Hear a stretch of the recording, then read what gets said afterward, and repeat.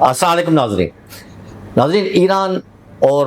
امریکہ کی جنگ نے اتنا لوگوں کو اور خاص کر کے تھرڈ ورلڈ کنٹریز کے لوگوں کو ڈسٹرب کیا ہے، ملکوں کو ڈسٹرب کیا ہے، ان کی اکنامی کو ڈسٹرب کیا ہے کہ لوگ اب حیران و پریشان ہو گئے ہیں۔ خلیجی ممالک، اس کے ساتھ ساتھ یورپی ممالک، نیٹو کے ممالک، وہ تو اپنی جگہ پہ ہی ہیں، لیکن پاکستان کی اکانومی پہ اس کے بڑے خطرناک اثرات پڑ رہے ہیں۔ پیٹرول دن بدن ابھی پھر سننے میں آ رہا ہے بڑھتا جا رہا ہے۔ اس بات کو مد نظر رکھتے ہوئے حکومت بھی کافی تذبذب کا شکار ہے اور بزنس کمیونٹی بھی کافی اس حوالے سے۔ آج ہمارے ساتھ ملک بوستان علی صاحب موجود ہیں جو چیئرمین ہے ایکسچینج ایسوسیشن آف پاکستان کے، اور اکنامی پہ ان کی بڑی گہری نظر ہے۔ پورے جب بھی کوئی اکنامی کی بات ہوتی ہے، ڈالر کی بات ہوتی ہے، حکومت ان سے بھی مشورے کرتی ہے۔ آج ہماری خوش نصیبی کہ وہ ہمارے ساتھ ہیں، آئیے ان سے بات کرتے ہیں۔ اچھا ملک صاحب، اکنامی پہ بھی آپ کی گہری نظر ہے، حکومت بھی آپ سے مشورے کرتی ہے، تو آپ ہمارے ناظرین یہ بتائیں کہ ملک کے ایکسپورٹ بڑھانے کے لیے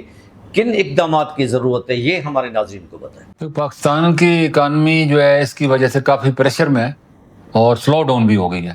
آپ نے دیکھا ہمارا کرنٹ اکاؤنٹ جو اس جون کا ہے تقریباً $650 ملین پہ چلا گیا ہے جو ڈیفیسٹ ہے،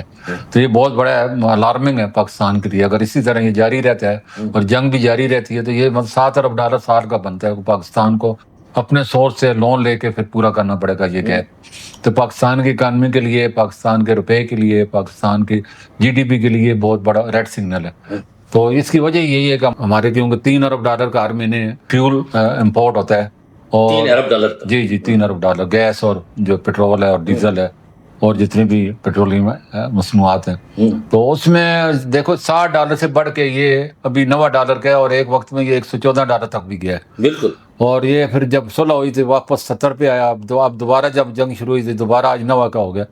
تو یہ بہت بڑا، یعنی کہ آپ کے تقریباً 60 اور 30% کا اوور ہو گیا آپ کا بل۔ یعنی پہلے کہ 3 ارب تھا، 30% اس میں جمع کرے تو کتنے 4 بلین کے قریب پہنچ جائے گا اگر اسی طرح جاری رہتا ہے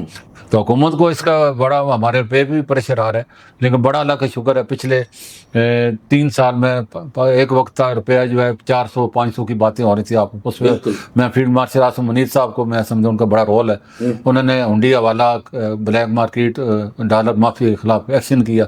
اور ڈالر کا ریٹ آج اللہ کا شکر ہے 340 سے کم ہو کے 280 سے بھی نیچے 278 کے قریب آ گیا۔ پہلی دفعہ اتنا بڑا گیپ آیا کرنٹ اکاؤنٹ میں، ورنہ عموماً پلس ہی ہوتا تھا، اور پچھلے سال تو 872 ملین پلس تھا ایک سال میں۔ تو اس سال میں اتنا کم ہوا تو روپے پہ پریشر آ بھی سکتے ہیں، لیکن ابھی اللہ کا شکر ہے